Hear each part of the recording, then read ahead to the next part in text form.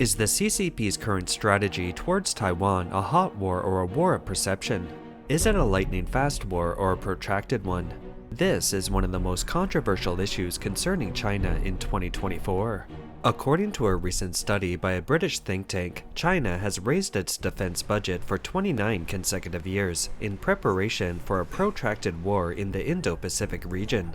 However, China has seen a large-scale compulsory military recruitment recently, as well as many unusual activities that are different from previous years. It has made one wonder what kind of game the CCP is playing.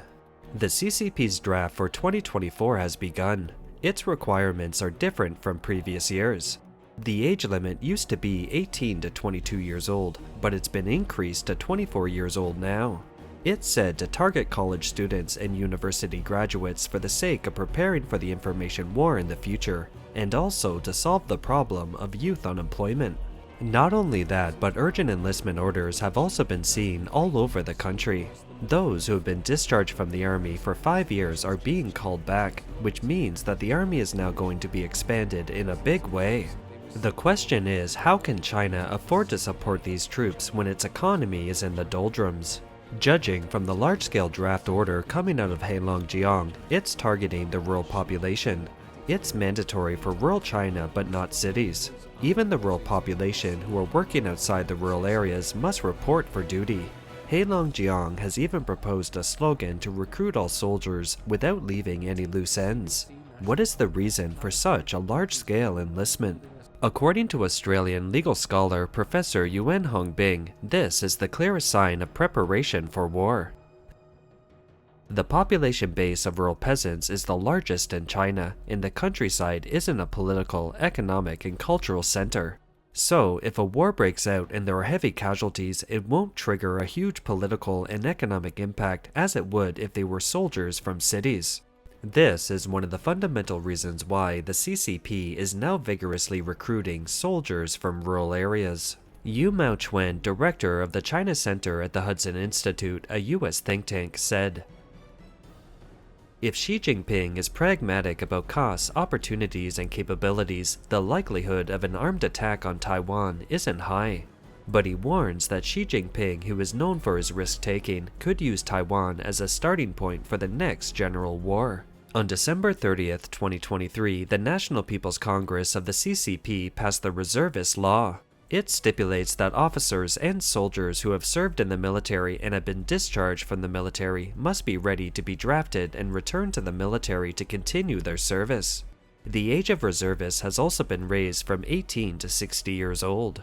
The law will come into effect on March 1st, 2024. The CCP has 2 million active duty soldiers, the largest formal military in the world. So why amend the law to expand the recruitment of veterans? One possible reason is that the CCP wants to recruit and prepare for a military invasion of Taiwan. The other is that there might have been a large number of deaths from the COVID-19 epidemic within the military, and the CCP wants to replenish the ranks while covering up the epidemic. There is also a possible reason that the CCP is trying to alleviate the social crisis brought about by the huge unemployment through military draft. Now, in mainland China, both university students and rural workers are unemployed. They may be perceived as a destabilizing factor that could lead to social unrest and may possibly become the main force of an uprising. Putting these young people under the direct control of the army will not only stabilize the regime, but will also make it easier to send them as cannon fodder once a war breaks out. On top of that, there are a series of warnings that mustn't be ignored.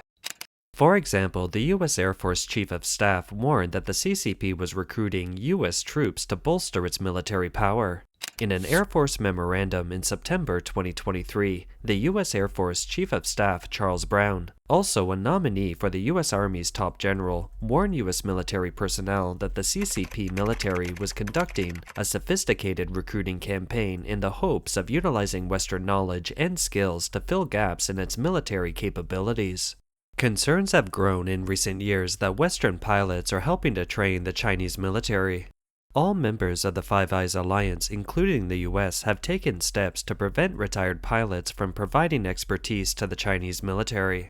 Last October, the British Defense Ministry said that up to 30 former British pilots may be providing training in China, and that the CCP has contacted many more, including pilots still in service. In January 2024, a satellite surveillance image indicated that China was secretly restoring and rebuilding the 60-year-old abandoned nuclear test site at Lop Nur in Xinjiang, with extensive upgrades and expansions. In fact, many people suspect that the 6.2 magnitude earthquake that struck Gangsu in Qinghai on December 18, 2023, may have been a nuclear explosion earthquake caused by the secret nuclear tests at Lop Nur. However, at the same time, there is also a popular view in the international community that the CCP's military strategy is shifting towards a protracted war. In its 2024 Balance of Power report, the International Institute for Strategic Studies, or IISS, a leading London-based think tank, said the CCP's national defense spending rises to 1.55 trillion yuan, or about $219.5 billion in 2023, representing an annual growth rate of 5.4%. This is the 29th consecutive year that the CCP has raised its defense budget, indicating its continued determination to strengthen its military in the global arms race. Analysts at the think tank believe that the CCP is learning from Russia's invasion of Ukraine and is beginning to prepare for a protracted war in the Indo-Pacific region by amending laws to integrate the PLA with militant civilian forces.